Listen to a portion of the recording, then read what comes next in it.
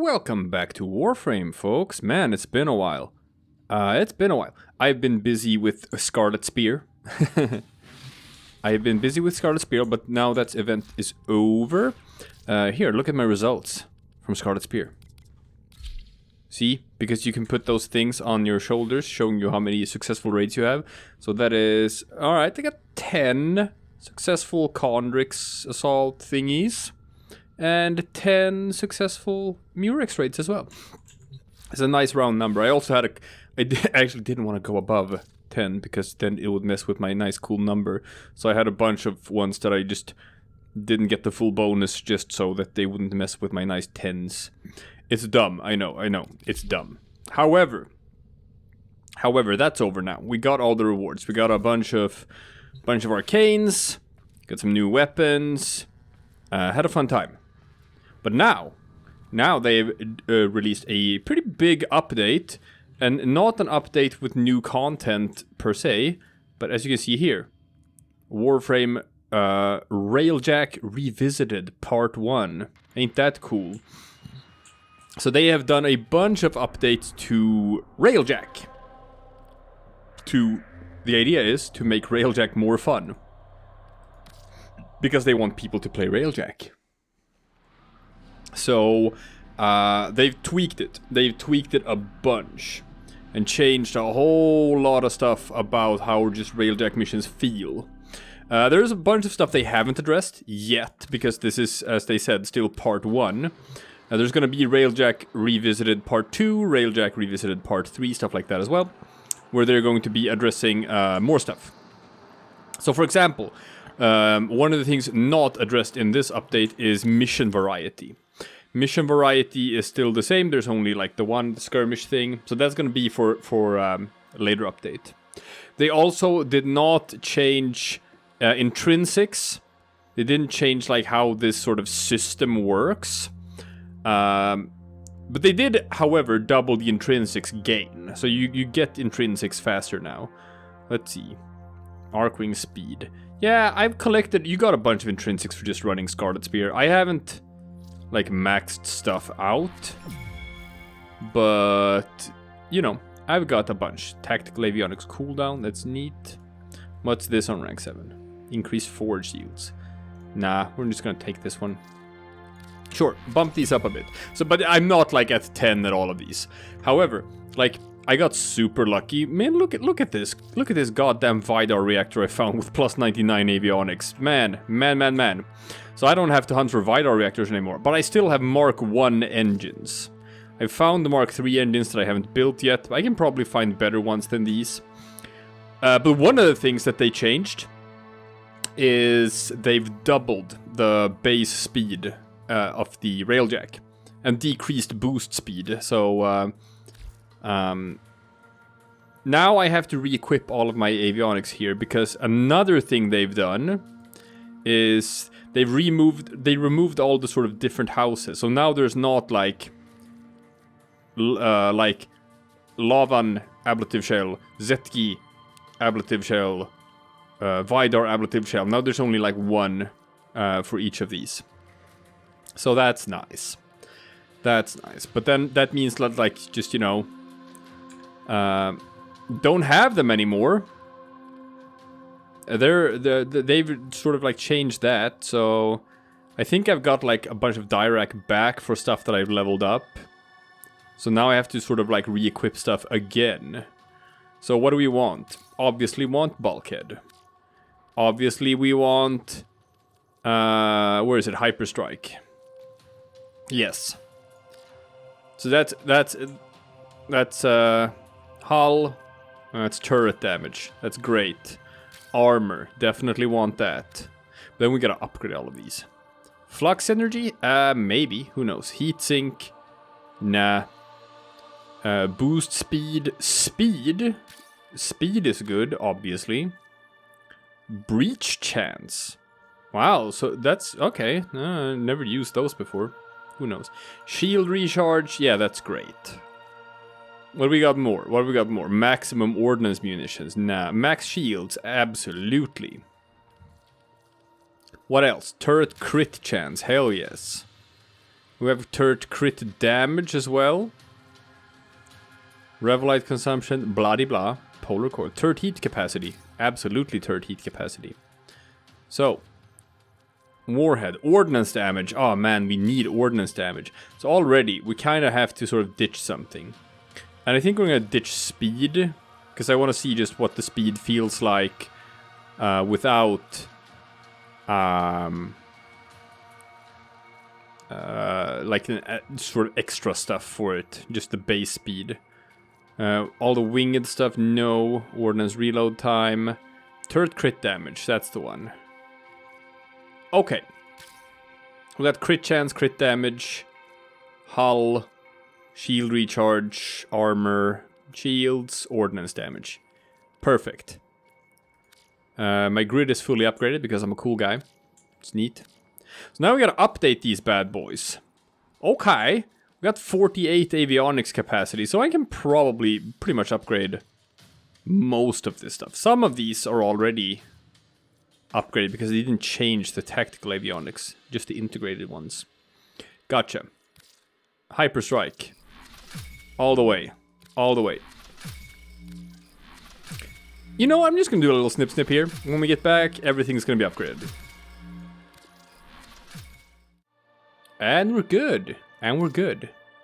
Everything looks good here. Yes, yes, yes. You know what? Let's just top ourselves off. It's fine. It's fine. We get a bit over as well, so that's nice. Alright.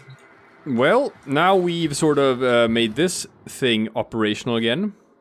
Let's take it out for a spin and see what it feels like. First up, we're going to check out the Earth nodes. And the reason for that is because they've added some new mods that you can, like some you can only get from the Earth node, some from the Saturn, and some from the Veil. I'm gonna switch this to solo because I want to see what it feels like in solo mode. Yeah. Now, let's see. I'm gonna do Corm's Belt. It's got the chance for a Grenier captain, which is nice. They've lowered the health numbers of the Grenier. The Grenier are considerably less tanky than they were before. The increase of damage of ordnance and stuff. Actually, now I've heard that the Seeker volleys are stupid strong. Like, they're actually worth using even in the Veil. So it's not just a sort of cosmetic thing anymore. Heat accretion is better. You can shoot forever now if you look down at the bottom. Like that. Yeah. That thing is not overheating. So obviously, my guns were like shredding these guys even before because I have Mark III guns. So this is not that different. I'm not surprised that I'm one-shotting them. But let's see. Definitely feels faster. Yeah, boost speed is slower. They also increased vacuum range. Vacuum is better now. And boom. Yeah, the swap between boosting and just normal flying is less significant, which is it's probably a good thing. Probably a good thing because it makes you want to sort of like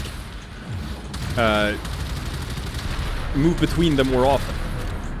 Like sometimes boosting, sometimes not. Sometimes boosting, sometimes not.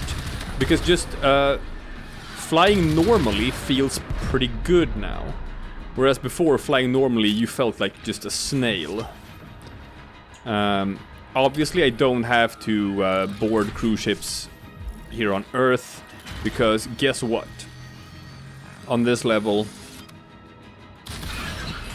my ordnance does this. I don't think my ordnance does that in the Veil. I think I will two-shot them.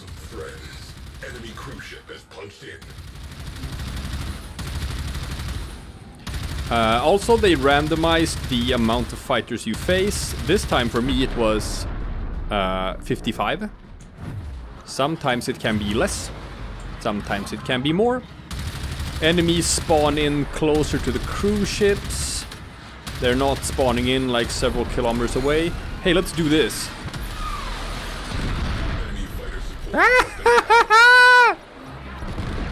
Oh, it feels so good. I'm actually doing damage to the cruise ship with my gunzors. But this is Earth, so that might not be the biggest surprise in the world.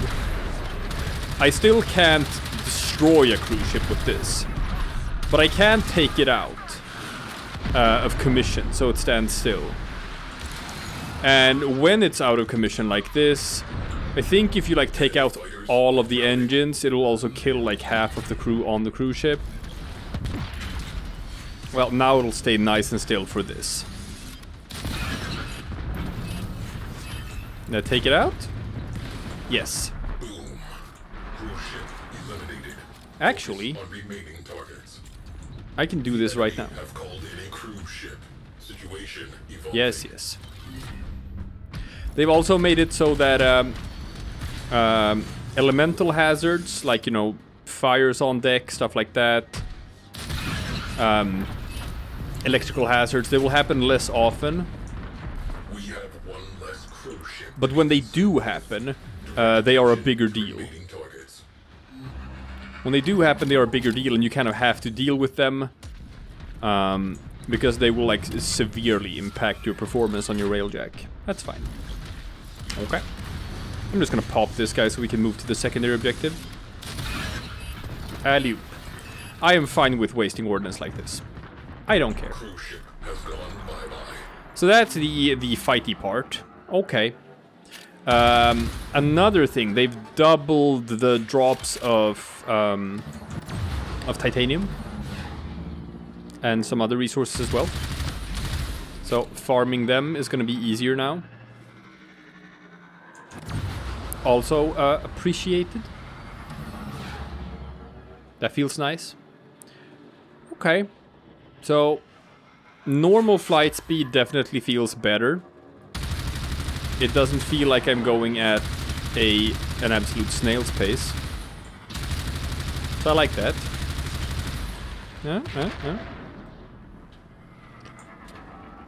Yeah, no, this actually... Yeah, I like this. I like this. Feels way better.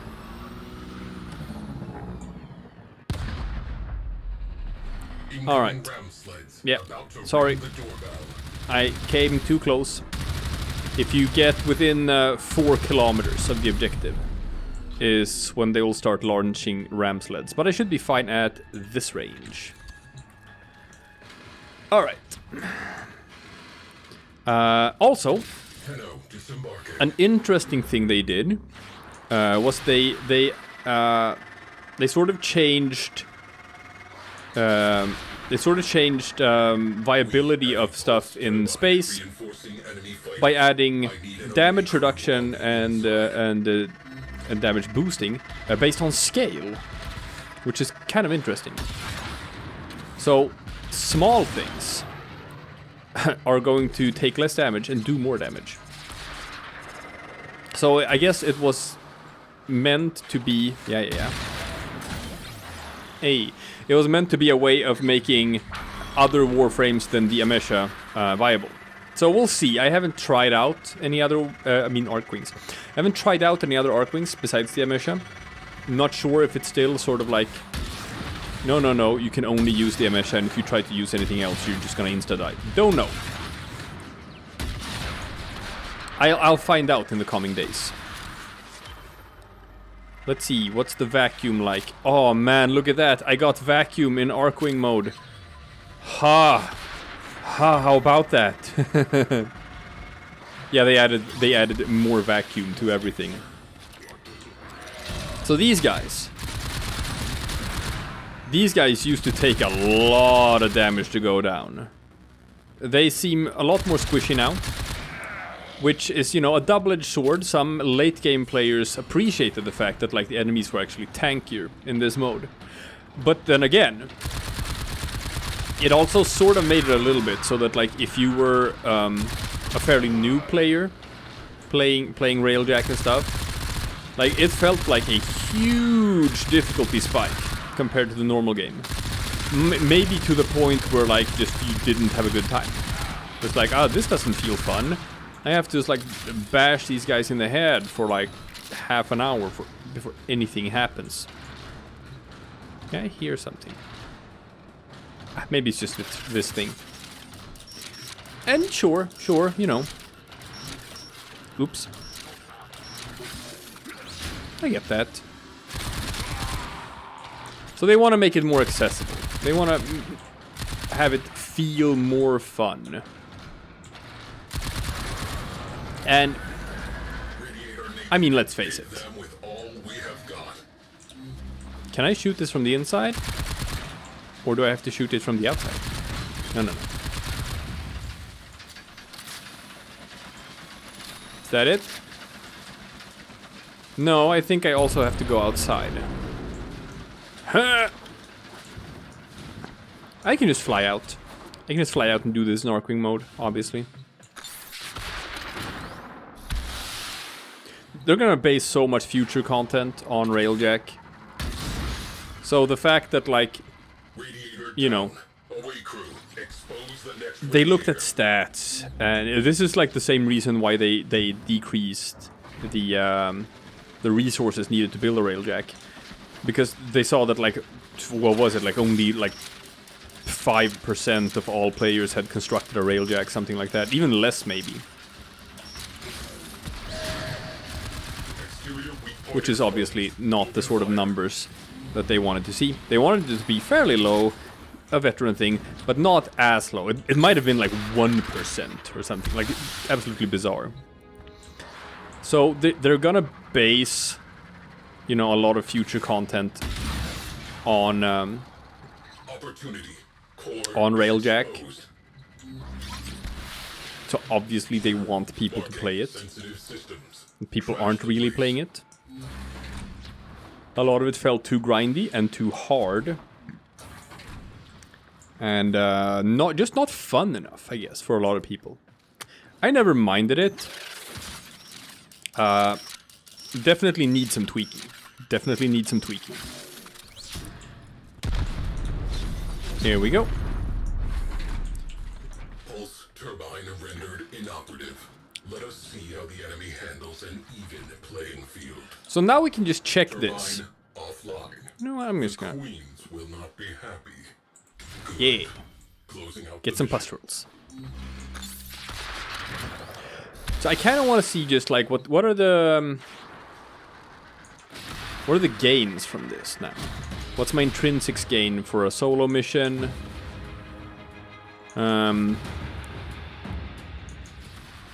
What's my resource gain? Stuff like that. Tenno on deck. But this isn't it, obviously. They're gonna do more stuff for Railjack. They're gonna they are gonna introduce like other mission types later. Rework the intrinsic system a bit as well. That's why they labeled this as like Railjack Revisited Part 1, because it's meant to be a multi-part thing. And I kind of like this is a response, obviously, to there's been criticism from the community. Okay, intrinsics got a little bit of that. Let's see, Copernicus, carbides, whatevs, 250 titanium. Nothing crazy. They did not get one of the new ones, one of the new mods, but you can only get those from the Outriders, and I only faced a single Outrider. They actually have a pretty low drop rate. It's like 0.01% or something. It's crazy low. But the idea is like you're just gonna face, if you just play Railjack enough, you're gonna face hundreds of those Outriders. So in the end, it's gonna even out. Okay. So, let's jump to Cassio's Rest. Now I'm gonna try this in public. See how this feels.